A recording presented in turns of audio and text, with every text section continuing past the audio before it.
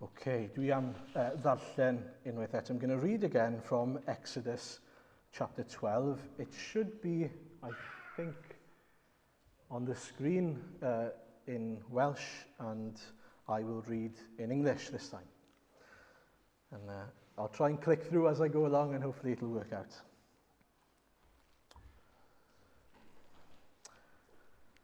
The Lord said to Moses and Aaron in Egypt, "This month is to be for you the first month of your year. Tell the whole community of Israel that on the 10th day of this month, each man is to take a lamb for his family, one for each household. If any household is too small for a whole lamb, they must share one with their nearest neighbor, having taken into account the number of people they are.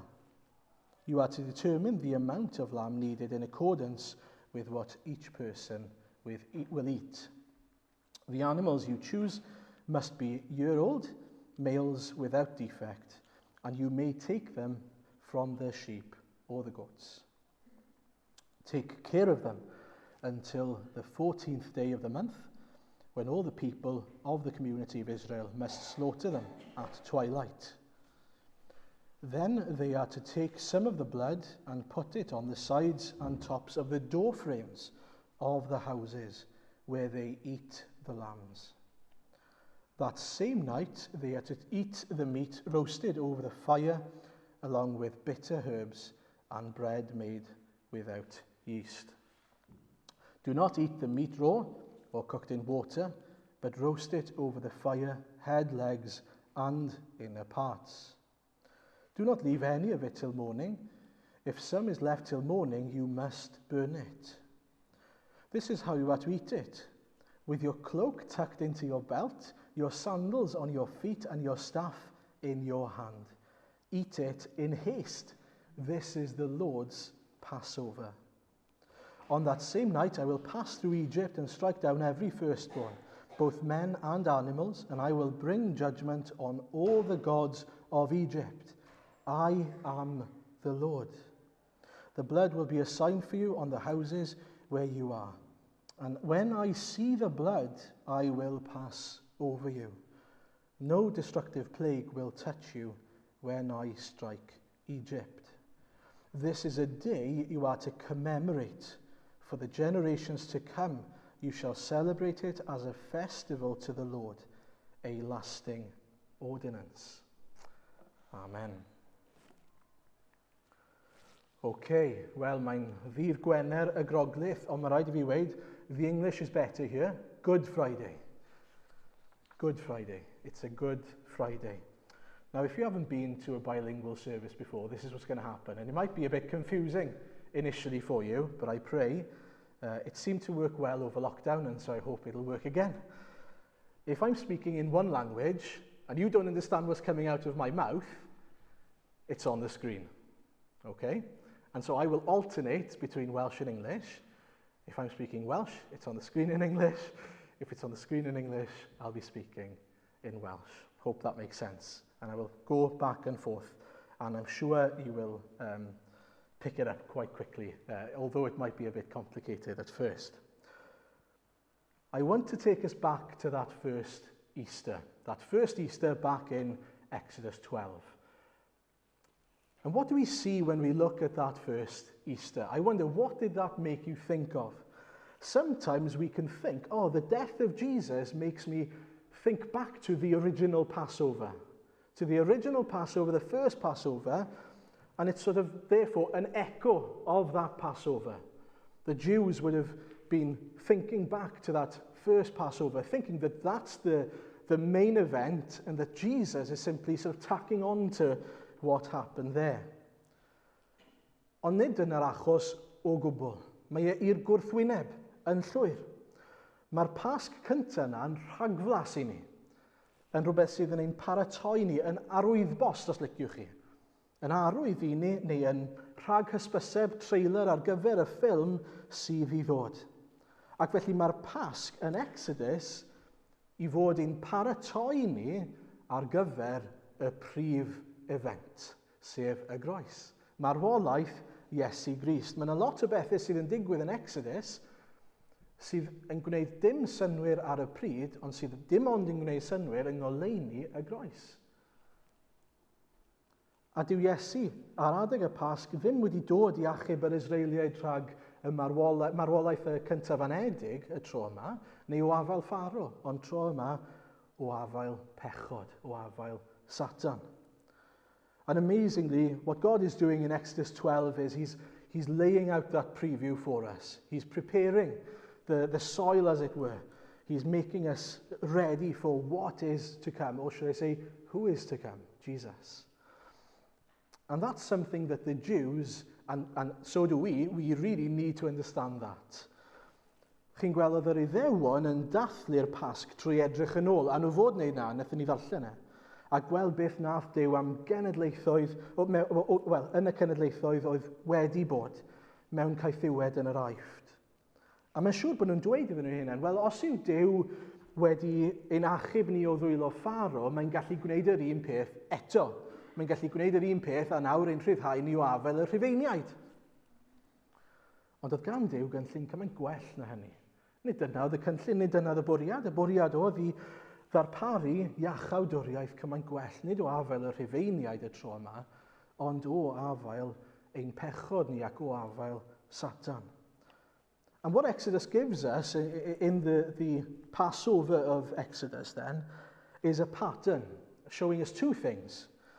How important the Passover is, first of all, and secondly, how we are to be freed and at what cost.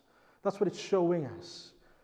God is telling his people, us, something about the importance of a passing over and how we are to be freed from judgment and what cost that comes at.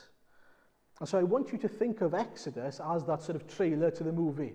The preparation for the sign, if you like, pointing to the main event, which is the cross. And firstly then, we'll look at how important is the Passover. Wel, mae mor bwysig, mae fel fod Duw yn gwasgu'r bottom reset. Dyna beth sy'n digwydd. Yn benodol, adeg y groes, wrth gwrs, a mae hyd yn oed yn digwydd yn Exodus. Mae'n dweud wrthyn nhw, adnod 1, chi ar fi'n cael dechrau newydd. Cyfle newydd, bywyd newydd. Fe eisiau chi feddwl nawr am y Pasg fel y dydd cyntaf o'r mis cyntaf. Fresh start, dechrau newydd. Dyma'r bywyd newydd, bywyd o ryddid newydd i chi yn mynd i gael. Dyma'r bywyd gwell sydd gen i ar eich cyfer chi bobl Israel. And so it's so important, it changes the course of history for them. It not only does that, of course, it doesn't just free them, but as we think of the cross then, that is the real change in history, the turning point of history where we were once hopeless, we are now full of hope. We now have hope because Jesus has done something about our hopeless state. It's a point in time where we can point at and says, this is where everything changed. This is where life, history, changed because of Jesus. Nawr mae maddeuant tragwyddol trwy un person, Iesu. Mae yna gymod am bechod, unwaith ac am byth.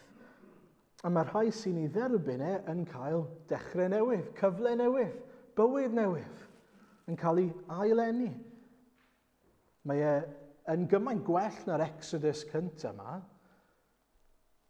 Mae e'n dangos i ni, mae Pasg Iesu ar y groes yw'r adeg sydd wir wedi newid cwrs hanes a rhoi cyfle newydd, bywyd newydd i ni. Secondly then, how are we freed? How do we become free and at what cost? At what cost? Well, even in Exodus 12, it tells us that we are freed because of the Lamb. The Lamb. If there is no Lamb, there is no passing over. That's how crucial the Lamb is in Exodus 12. The Lamb that is without blemish, the Lamb that is relatively young. And so if there's no Lamb, there is no hope. And if the sacrifice isn't made in a particular way, I don't know if you noticed, but if it isn't done in a particular way, you're also in trouble. Nawr, mae yna ganllawiau, a maen nhw'n gallu ymddangos yn rhyfedd falle i ni. Mae eisiau bwyta'r oen yn gyfan gwbl, ac os oes unrhyw beth ar ôl, mae eisiau dinistrio fe yn llwyr. Ydy hwnna'n ei synwyr i chi? Wel, dyw e ddim yn ei synwyr i fi. Mae e ddim ond yn ei synwyr i ni yng ngoleuni y groes. Mae e'n pwyntio ni at y ffaith fod Iesu wedi cael ei ddinistrio'n gyfan gwbl, ei aberthu yn llwyr. Fod yr oen wedi cael ei roi yn gyfan gwbl, aberth llawn, bywyd cyfan Iesu ar y groes. Mae wedi rhoi ei einioes yn brydwerth, ei einioes cyfan, nid jyst rhan o'i fywyd, ei holl fywyd. And then in addition to the giving of himself fully, the full sacrifice of his body, we've got the blood on the doorposts, the blood of the same lamb sprinkled or poured out on the doorposts of these people's households. It's a wonderful picture, isn't it? Why does it need to be the blood of a lamb? Why does there need to be bloodshed in the first place? Why does it need to be a sign and evidence that these people have trusted in God?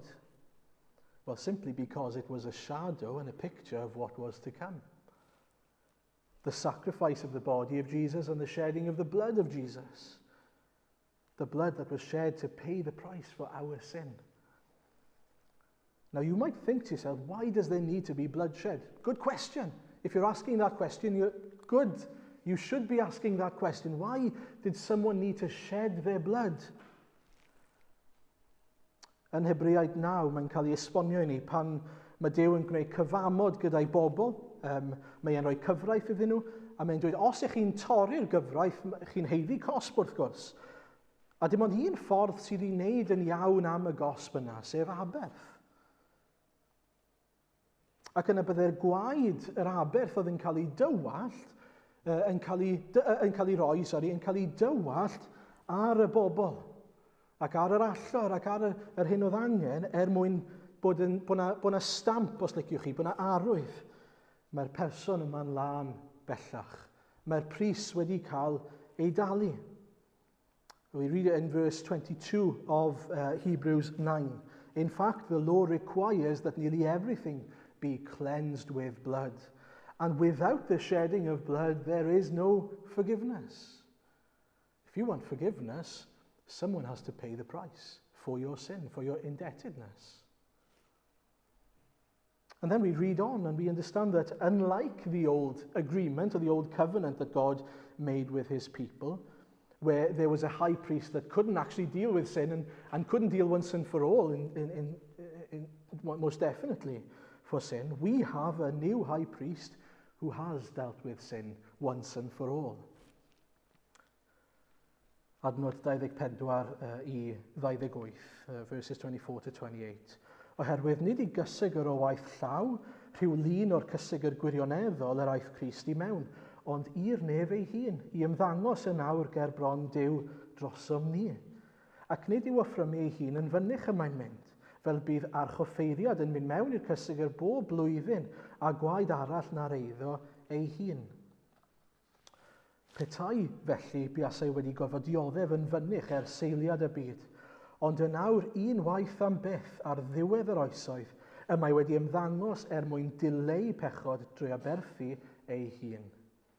Ac yn gymaint ag y gosodwyd I ddynion ei bod I farw un waith, a bod barn yn dilyn hynny, felly hefyd bydd Crist ar ôl cael ei offrymu un waith I ddwyn pechodau llawer, yn ymddangos yr ail waith, nid I ddelio â phechod, ond iachawdwriaeth i'r rhai sy'n disgwyl amdano.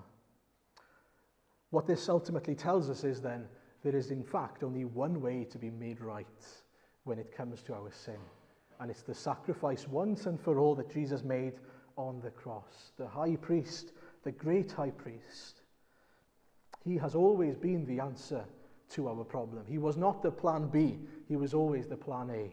From the creation, before the creation, he was the plan A. He was the initial plan to save his people from their sin. And so in Exodus, the angel of death, if you remember the story, would pass over the houses where the blood of an innocent lamb was shed and put on the doorposts. That was basically saying the lamb has been sacrificed and consumed in my place. The lamb that has been sacrificed, the innocent lamb, his blood that was shed is the sign that they are covered, that they are safe in the hands of their God. They are trusting in God for their deliverance. A mae hynny wrth gwrs yn ein pwyntio ni, yn ein cyfeirio ni at y groes. Yr unig ffordd i fod yn ddiogel rhag yr ail farwolaeth a rhag barn Duw yw os gallwn ni ddweud mae Iesu wedi cael ei aberthu, mae'r oen di-niwed wedi cael ei aberthu yn fy lle i. Mae ei waed ar byst fy nghalon i. Ac wrth i Dduw edrych ar y rhai sydd wedi ymddiried yn Iesu, fel oedd yr angel yn edrych ar y pist ac yn gweld y gwaed, mae'n gweld gwaed Iesu Grist. Mae'n gweld gwaed Iesu. A mae hwnna fel derbyneb neu receipt. Mae'r cyfan wedi ei dalu'n llawn. Jesus said a wonderful word on the cross. It doesn't quite work in English because it's 3 words, isn't it? It is finished. But the Greek word then makes it easier for us, tetelestai. Tetelestai. It is finished. Now, the word comes from, the Greek root is telos, which means to bring to an end, or to bring, to reach its goal, or to bring to completion. In other words, Jesus is saying, when Jesus says it's finished, he says it's completed. The task is completed. The work that I came to do has been done. The mission has been accomplished. Ac wrth gwrs, mae'n sôn am ei mission, ei genhadaeth, wrth ddod i'r byd nid i gael ei wasanaethu, ond i wasanaethu. Ac i wasanaethu trwy roi ei einioes yn brydwerth dros lawer. Y bugail da sy'n dod i roi ei einioes dros y defaid. Dyna'r mission. I gyflawni'r gyfraith. I alw ac i achub pechaduriaid. Mission is complete. The mission is complete, once and for all. According to scholars, the word tetelestai would be used a lot in businesses and in business terms. And so if you had a debt, you would be given a piece of paper saying you owe such and such amount for you, kind of like given an invoice, I suppose, saying this is what you owe. And then once you came back with the money, you would put down tetelestai, and then you would sign your name underneath it. In other words, it's taken care of. It's done. It's sorted. A dyna'n union beth mae Iesu wedi gwneud ar y groes. Mae wedi delio gyda fe. Ein dyled ni o bechod ger bron Duw, canlyniadau ein gwrthryfel ni Dduw. Mae'r cyfan, di gofaint Duw, barn Duw wedi ddelio gyda ge ar y groes. Eilir in his prayer said that what have we done to deserve what Jesus has done for us? Well, the truth is, what we deserve is death, hell, and eternal damnation for the way we've lived our lives, for the sin that stained us. But Jesus came to save us from ourselves, from our own sin. He says, I've gone to hell in your place on the cross, so that you don't have to, so that you can avoid the consequences you deserve, and you can gain not only a clean slate, but credit in the bank in the righteousness of Jesus. Mae di yfed y cwpan, oedd yn gwpan digofaint o ni'n heiddi, oedd ar ein cyfer ni. Digofaint Duw yw dicter Duw a barn Duw sydd yn gwbl gyfiawn i ni'n heiddi fe. Fe yw'r barnwr perffaith, fe yw'r un sydd wedi rhoi y gyfraith i ni'n heiddi fe. A pan mae dyled, wrth gwrs, mae rhaid talu y ddyled yn ôl. And so when we look at the account of the crucifixion, what do we see? Well, we see a sinless man who was actually God in flesh, who was willing to enter into the world he created and died a sinner's death, despite him being completely and utterly innocent. Do you know, some things about the account of the death of Jesus really amaze me. I don't know about you, but in particular in John, we see something of it, I think. There are some things that I've listed for us, and there's so many more. Mae'n cael ei ddod o flaen Peilat a'i gael yn gwbl ddieog. Does dim un achos maen nhw'n gallu dod â yn ei erbyn e. Mae ei gorffau oedd e fod cael ei daflu gyda'r holl droseddwyr eraill mewn i dwll yn y ddeiar a falle cael ei gadael yna i bydru yn Golgotha. Ond yn lle, mae'n cael ei gladdu mewn bedd, fel oedd e'n wedi cael ei rhagddweud wrth gwrs. A wedyn mae'n cael plac ar y groes. A fel arfer, mae'r plac sydd ar y groes gyda enw neu rhywbeth arno fe, ond fel arfer bydde y troseddwyr yn cael y drosedd ond wedi cyflawni ar y groes. So bydde fe'n dweud lleidr neu be bynnag arno fe, yr accusation yn ei erbyn e. Ond oherwydd fod Peilat gyda dim byd gallai fe roi ar y plac, mae Peilat yn ysgrifennu brenin yr Iddewon. Brenin yr Iddewon. A mae'r Sanhedrin yn mynd mor grac gyda fe. Nethon ni ddarllen yn y darlleniad. Mae'n mynd mor grac a maen nhw'n dweud, wel, dyle ti ddim di roi hwnna, Peilat, dyle ti di roi so-called brenin yr Iddewon, so-called King of the Jews. Mae Peilat yn dweud, na, dwi wedi ysgrifennu fe. Dyna ni nawr. It's amazing to me that everything worked out in a perfect way. And in John in particular, we've got everything noted down, I don't know if you noticed, but in accordance with Scripture. So many times in the book of John it says in accordance with the Scriptures. In other words, not accidentally, not in any way because there's something wrong, not outside of God's will, but fully inside of his will. Everything is there as God is orchestrating his salvation, his plan of salvation, from the beginning of time up until this point, so that the chosen lamb would be sacrificed in this way. I find that amazing. Do you find that amazing? I hope you do. I hope you find that amazing. How everything is knitted together to show us that God is who he is, the one who is in control, the one who is not only sovereign but all-powerful. And he's chosen to do all these things. And you've got to ask the question, why? Why has he orchestrated history in such a way as this? Well, I think the key is in the most famous verse of the Bible, probably. For God so loved the world that he gave his one and only Son, that whoever believes in him shall not perish but have eternal life. That is the reason. Why was God compelled to work things out in such a way, to prepare for us a Saviour in such a way? For God so loved us. For God so loved you that he chose to give his son for you. Now I've got 3 questions. And there are lots of questions in life that matter, but I don't think that there are many questions that matter more than these questions. Yn gyntaf, ydych chi'n sylweddoli eich bod chi'n bechadur? Ydych chi'n sylweddoli eich bod chi'n cwmpo'n fyr o ogoniant Duw a bod chi'n heiddi tragwyddoldeb heb Dduw ac yn wynebu cosb Duw? Ydych chi'n sylweddoli hynny? Ych chi mewn caethiwed i bechod?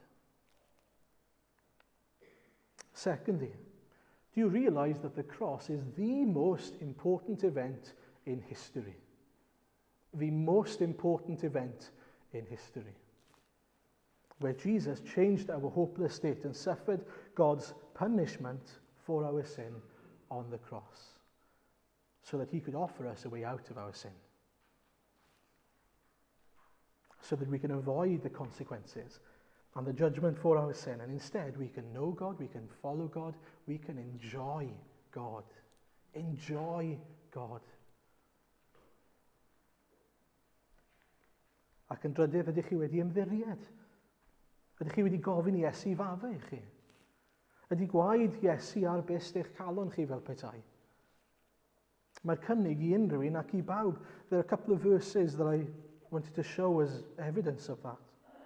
Very truly I tell you, whoever hears my word and believes him who sent me has eternal life and will not be judged, but has crossed over from death to life.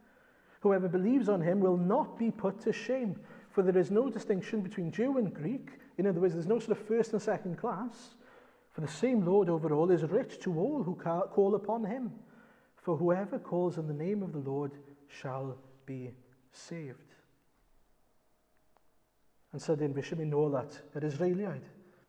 Oedd yr Israeli wedi fod bwyta yr oen a paratoi fel petai nhw ar fi'n gadael y drws, ar frys, ar fi'n gadael, ar fi'n mynd mas.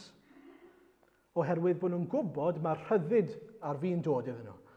Unwaith mae'r angel yn pasio heibio ac yn gwneud ei waith, mae'r rhyddid i allu rhedeg nawr i wlad yr addewid. Rhedeg bant o Pharo, rhedeg bant o'r Aifft. Now on the cross, Satan was disarmed.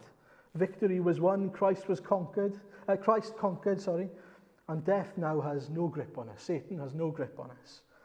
We are now free to run away from our sin, away from the captivity of Satan, and to Christ. That's our privilege, that's our joy, to run to Christ and to run for Christ. To Christ for salvation, to Christ for sanctification, to Christ for eternal life. But we also are to run for Christ. We run now in obedience to him. We run the race as a Christian, born again. We are his people, not Satan's people. We get to walk or run with Jesus. What a privilege, what a joy, being able to run now in obedience as free children of God. Have you run to Jesus? Are you running for Jesus? And are you resting in Jesus, his finished work on the cross? Os ydych chi llawenhewch heddiw fod Iesu wedi talu'r cyfan. Mae wedi talu'r cyfan yn eich lle chi, mae wedi chryddhau chi, mae wedi dioddef a wedi marw fel bod chi'n cael byw ac adnabod yr un sydd wedi chryddhau chi.